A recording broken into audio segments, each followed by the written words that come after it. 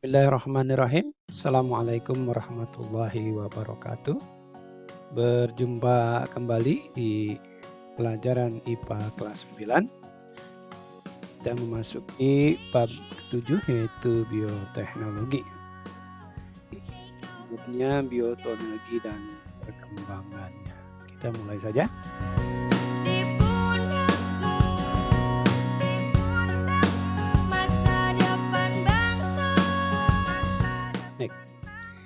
Bioteknologi berasal dari kata bio yang artinya makhluk hidup dan teknologi yang artinya suatu cara atau alat untuk memudahkan manusia dalam memecahkan masalah atau membuat produk yang berguna. Bioteknologi dapat didefinisikan sebagai penggunaan organisme atau bagian dari organisme untuk membuat suatu produk atau jasa sehingga dapat mensejahterakan manusia.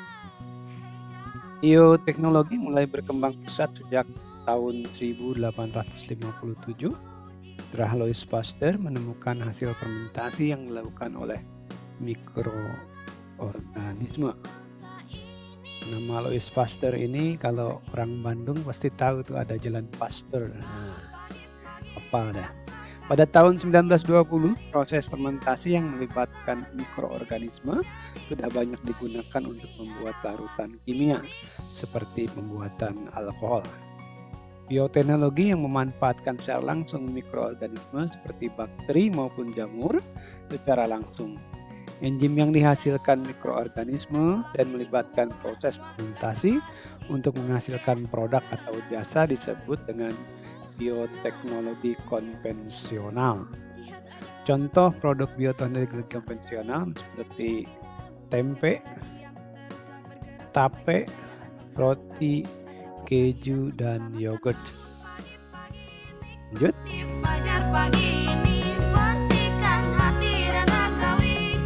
Seiring dalam perkembangan ilmu pengetahuan, bioteknologi juga terus berkembang menjadi bioteknologi modern.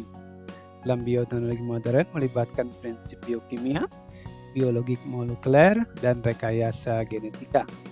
Bioteknologi modern tidak terlepas dari penemuan enzim-enzim yang membantu dalam proses rekayasa genetika.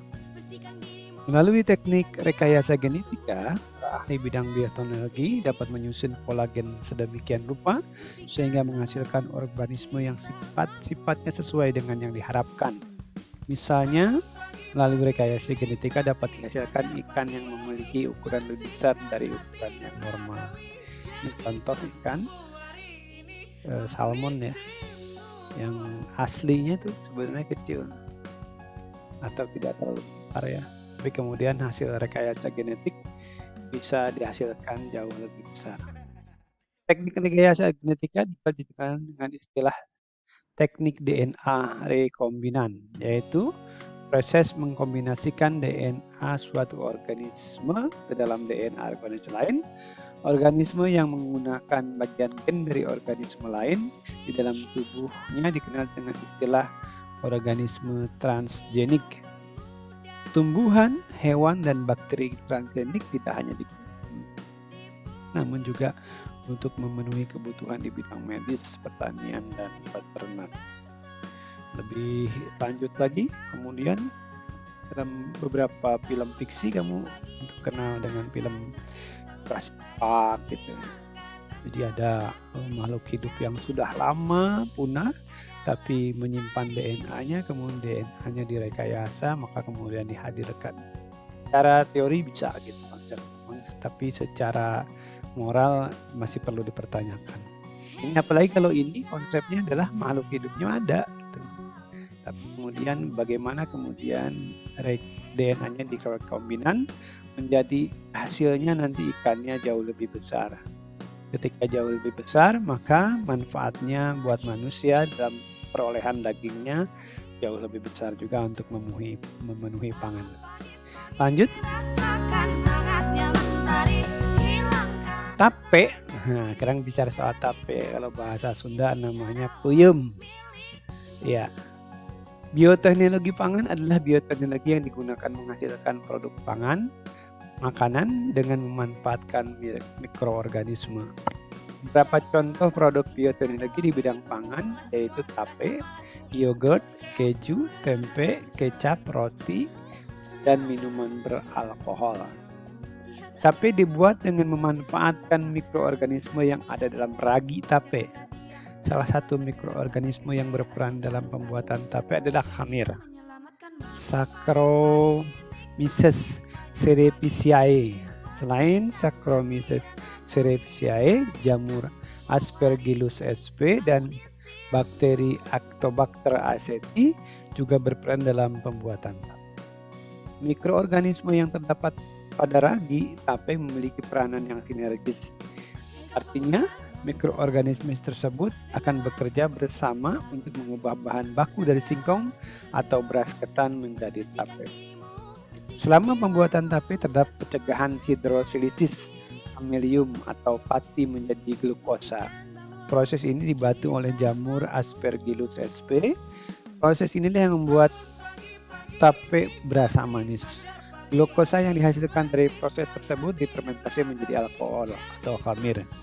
Saccharomyces cerevisiae. Proses ini menyebabkan tape memiliki aroma yang khas. Proses fermentasi yang dilakukan mikroorganisme dalam pembuatan tape merupakan respirasi anaerob. Artinya dalam proses tidak dibutuhkan oksigen. Bagaimana cara membuat tape? Nah, itu bahan bakarnya dari singkong. Singkong dicuci, dikupas kulitnya, direbus, kemudian tidak sampai terlalu matang gitu.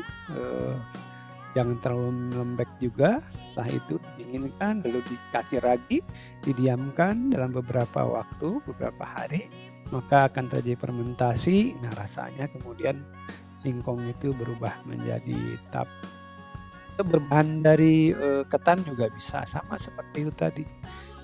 Bekas ketan dicuci, dibersihkan, kemudian dimasak menjadi sebelum nasi itu namanya ya. Lalu kemudian didinginkan kemudian diberi ragi, ditaburi ragi, didiamkan dalam beberapa hari, maka kemudian akan terjadi fermentasi dan menjadi tape ketan, dan ini tape singkong puyem. Baik, kita lanjutkan. Ini perubahan kimia yang terjadi pada tape. Apakah ketika makan tape kamu merasakan rasa masam? Dari mana rasa masam tersebut? Padahal singkong tidak asam. Rasa masam pada tape disebabkan adanya kandungan asam cuka, asam asetat. Asam cuka dihasilkan dari proses fermentasi alkohol oleh bakteri Acetobacter aceti secara aerob dalam keadaan terdapat oksigen. Fermentasi ini ketika pembungkus tape terbuka. Oleh karena itu, agar tape yang dihasilkan tidak terlalu masam dalam pembuatan tape harus ditutup rapat. Ini kalau kita bikin tape ketan, itu orang tua kita sering menutupnya dengan kain, yaitu dia untuk mengurangi rasa asam. Nah, ini proses kimia yang terjadi. Dari amilum plus air menjadi glukosa, kemudian menjadi alkohol dan karbon dioksida, kemudian akhirnya menjadi asam cuka plus air. Ya, baik, kita lanjutkan. Selain tape, ada juga yogurt. Yogurt merupakan makanan yang dihasilkan dalam proses fermentasi susu dengan bantuan bakteri. Yogurt kaya akan protein, kalsium, vitamin A, B, C, E, dan vitamin K. Mengkonsumsi yogurt secara teratur memiliki manfaat untuk kesehatan, diantaranya dapat meremajakan kulit, membantu proses pencernaan, menjaga jantung tetap sehat, mencegah hipertensi, mengurangi risiko osteoporosis, mengatasi jerawat, dan mengurangi kolesterol. Proses fermentasi susu menjadi yogurt melibatkan peranan bakteri asam laktat, misalnya Lactobacillus casei, Streptococcus thermophilus, Lactobacillus bulgarius, dan Bifidobacteria. Dalam pembuatan yogurt, susu harus dididihkan terlebih dahulu pada suhu 85 sampai 90 derajat Celcius agar bakteri-bakteri lain mati dan protein dalam susu terdenaturisasi, mengalami kerusakan. Bakteri asam laktat yang mampu mengubah laktosa yang terkandung susu menjadi asam laktat. Asam laktat inilah yang menyebabkan rasa masam pada yogurt. Akibatnya dihasilkan asam laktat, pH menjadi turun.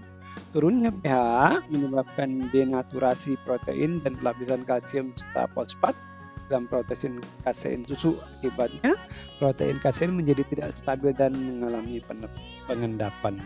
Proses tersebut menyebabkan yogurt memiliki tekstur yang kental dan ada sedikit rasa asam. Lanjut.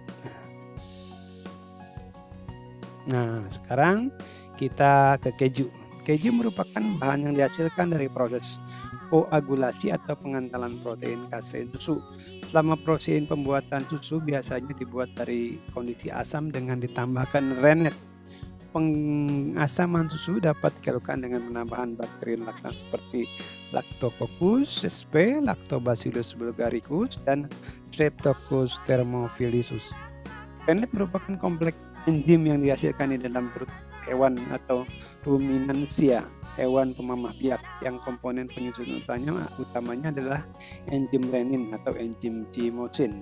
Enzim renin merupakan kelompok enzim protease yang mampu memutuskan ikatan pada peptida dalam protein yang menghubungkan asam amino satu dengan yang lain.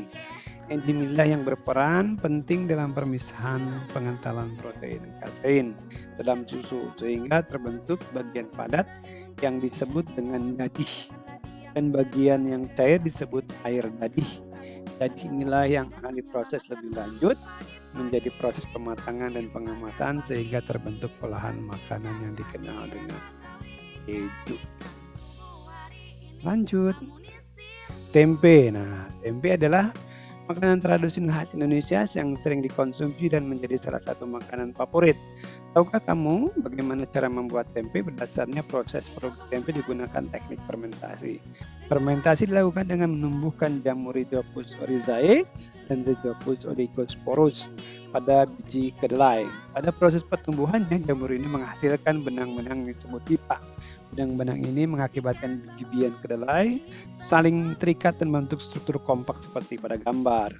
Pada waktu pertumbuhannya, jamur juga akan menghasilkan suatu enzim protease yang dapat menguraikan kompleks protein yang ada pada kedelai menjadi asam amino yang lebih mudah dicerna oleh tubuh kita. Inilah alasan yang menyebabkan tempe lebih mudah dicerna oleh tubuh kita daripada kedelai. Lanjut, kecap. Kecap merupakan salah satu produk hasil bioteknologi yang terbuat dari kacang kedelai. Secara tradisional, proses pembuatan kecap melibatkan proses hidrolisis dan fermentasi dengan menggunakan jamur Aspergillus oryzae, Aspergillus oryzae, Aspergillus wenti. Di Jepang, proses fermentasi dalam pembuatan kecap juga melibatkan Saccharomyces cerevisiae dan Subtilis lactobacillus untuk menghasilkan aroma khas. Pada tahap awal pembuatan kecap, kedelai dicuci bersih kemudian direbus hingga matang. Selanjutnya, kedelai yang direbus ditaburi kultur jamur, kemudian dicampur air garam dengan jumlah tertentu. Setelah beberapa waktu, jamur akan berkembang menghasilkan enzim yang mampu menghasilkan menghidrolisis amonium menjadi gula sederhana dan menghidrolisis protein menjadi asam amino. Gula sederhana dalam asam amino akan mengalami reaksi membentuk ikatan amino glikosida sehingga menghasilkan warna coklat gelap. Dalam proses tersebut akan terbentuk campuran butiran biji kedelai dengan cairan kental berwarna coklat gelap. Selanjutnya campuran ini disaring untuk memisahkan dengan butiran biji kedelai. Cairan coklat gelap tersebut selanjutnya dipanaskan untuk memastikan dan mematikan jamur maupun bakteri. Cairan inilah yang dinamakan kecap yang biasanya disebut dikemas dalam botol. Nah, kita sampai di kecap dulu. Nanti kita lanjutkan di pertemuan mendatang dengan roti dan minuman beralkohol. Demikian. Akhirul kalam. Wassalamualaikum warahmatullahi wabarakatuh.